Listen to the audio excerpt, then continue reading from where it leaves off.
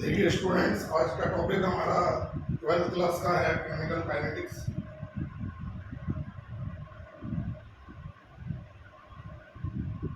और इसमें हम कुछ मेन टॉपिक्स देखने वाले हैं, जिसमें कि हमारा पहला टॉपिक होता है मॉलिक्यूलरिटी। मॉलिक्यूलरिटी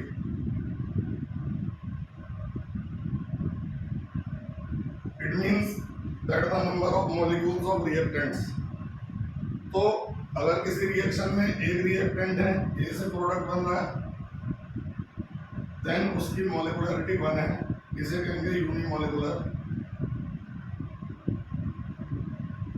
एक रिएक्शन है, दो रिएक्टेंट से प्रोडक्ट बन रहा है, इसमें मॉलिक्यूलरिटी 2 है, इसे कहेंगे बाईमॉलिक्यूलर।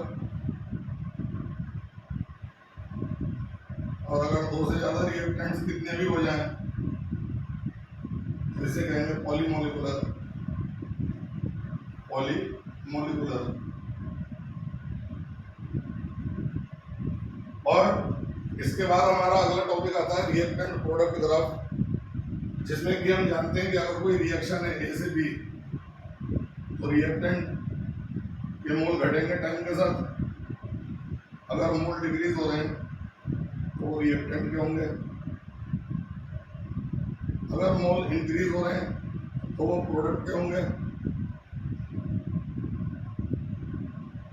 इंक्रीज हो रहे हैं तो प्रोडक्ट के होंगे। और अगर दोनों ग्राफ एक साथ प्लॉट कर दिए जाएं, if we plot both the curves together, then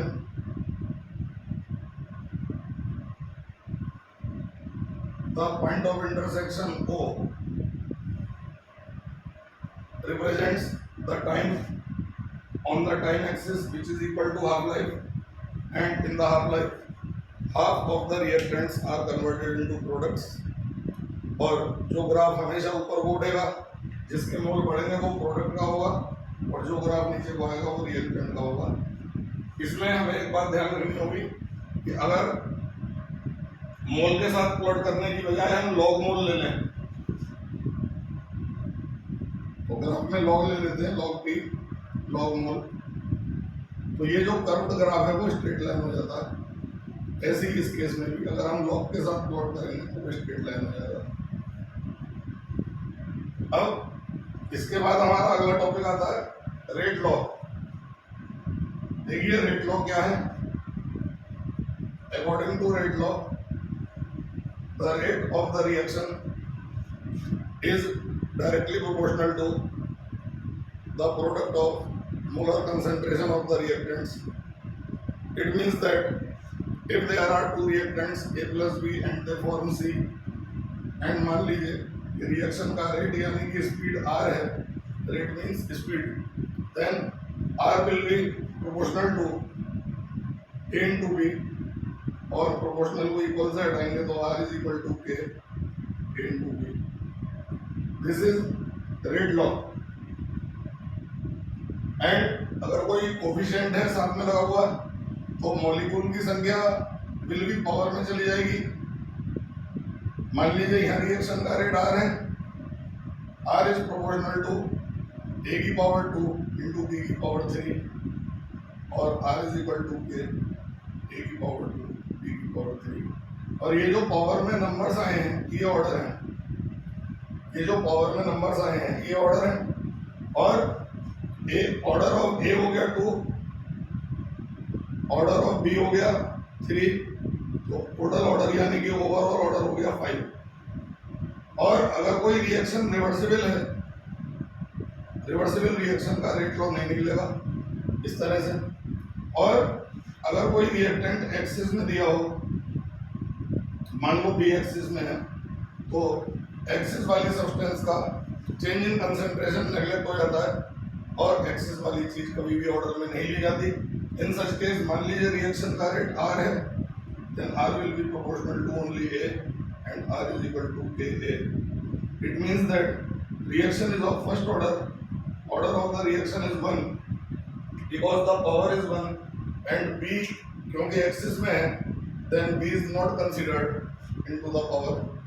और इसके बाद हमारा अगला टॉपिक जो आता है, that is the rate of reaction। अगर rate means speed, number of moles of the reactants reacting in 1 second is called rate of consumption, and the number of moles of the products obtained in 1 second is called rate of formation. And always the rate of consumption will be taken as negative and the rate of formation will be taken as positive. And if the rate is determined between the two time intervals, then it will be the average rate. And if the rate is determined at the single time, then the rate will be known as instantaneous rate. And instantaneous rate is more accurate than the average rate. And we can calculate the rate graphically. Graphically हम rate निकाल सकते हैं. कैसे निकाल सकते हैं वो देखेंगे. अगर मान लीजिए ग्राफ दिया हुआ और वो रिएक्टेंट का है, ग्राफ दिया हुआ है और वो रिएक्टेंट का है, तो रिएक्टेंट के मोल हमेशा घटेंगे. और हमसे कहता है टी बराबर 8 सेकंड पर रेट बताओ. सिंगल टाइम दिया हुआ है, तो सिंगल टाइम पे जो रेट निकलेगा that will be instantaneous rate.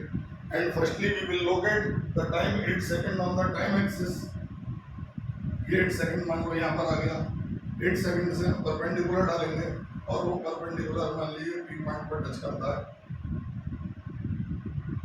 और इस पी पॉइंट पर अगर एक टेंजेंट खींच लें तो इस टेंजेंट का जो स्लोप होगा, ये भी टेंजेंट हमने ड्रॉ किया है, इसका जो स्लोप है यानी कि tan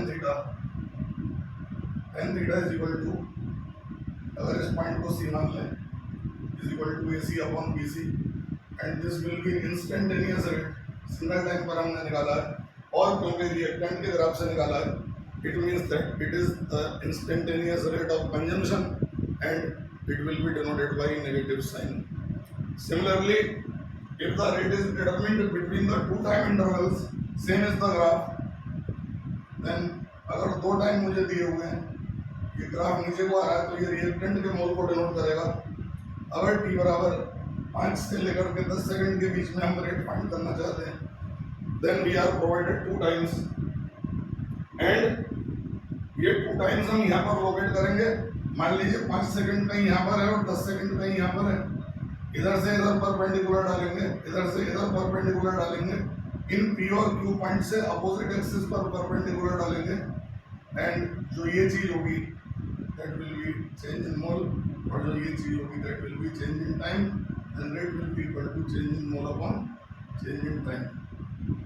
and this rate which is determined between the two time intervals is known as average rate of consumption, and it will be taken by the negative sign because it is determined on the basis of help of the reactants.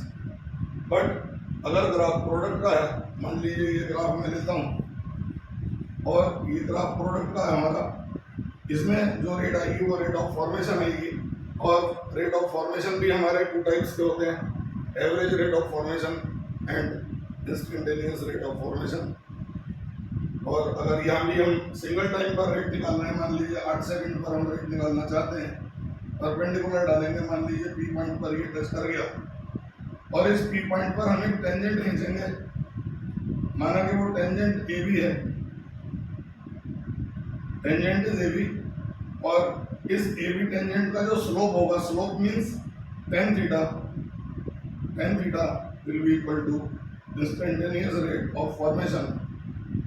और इसे plus sign से हम लेने वाले हैं क्योंकि product के graph से जो रेट निकलती है तो रेट ऑफ फॉर्मेशन होती है and it is taken with the positive sign. Similarly अगर मैं 2 टाइम के बीच में रेट निकालूंगा प्रोडक्ट के ग्राफ से,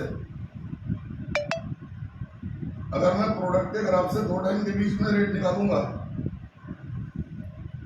मुझे फिर वही टाइम दिए हुए हैं 5 सेकंड और 10 second. then we will draw the perpendicular from the time over the graph and let the perpendicular touch the graph at the point P and Q, and after that the perpendicular will be drawn on the opposite side. Then this will be equal to change in time and this will be equal to change in mole. Then rate will be equal to change in mole upon change in time. और ये आपका average rate of formation होगा always average rate जो होता है उसकी authenticity थोड़ी कम होती है, एंड द इंस्टेंटेनियस रेट जो होता है उसकी ऑथेंटिसिटी थोड़ी ज़्यादा होती है। और अगर कोई रिएक्शन हम ऐसी लें जिसमें कि रिएक्टेंट्स में से एक एक्सिस में है, जैसे कि ये रिएक्शन है, तो इसमें अगर वाटर एक्सिस में है, मान लीजिए एक्सिस माने अधिक मात्रा में, देन हमारा ये आएगा CH3COOH plus C2H5OH. It means that molecularity of the reaction is 2 because there are 2 reactants. लेकिन ऑर्डर गिनते समय एक्सिस वाली चीज नहीं लेते हैं, नॉन एक्सिस वाली चीज लेते हैं। और जब किसी रिएक्शन में हम देखते हैं कि मोलिकुलरिटी और ऑर्डर सेम नहीं है, देन ऐसे रिएक्शन को कहते हैं सूडो मोलिकुलर या सूडो ऑर्डर रिएक्शन। बहुत ज़्यादा इंपॉर्टेंट है बोर्ड के हिसाब से। तो ये हमारा काइनेटिक्स के लेक्चर का फर्स्ट पार्ट है। उम्मीद है कि आप इससे फ़ायदा उठाएंगे, और इससे अगले वीडियो में मैं काइनेटिक्स के बचे हुए टॉपिक्स क्लास 12 के कवर करूँगा। And in the final third lecture competitive level के काइनेटिक्स के कंसेप्ट्स कवर किए जाएंगे, और आप इसे पढ़ करके इससे फ़ायदा उठा सकते हैं।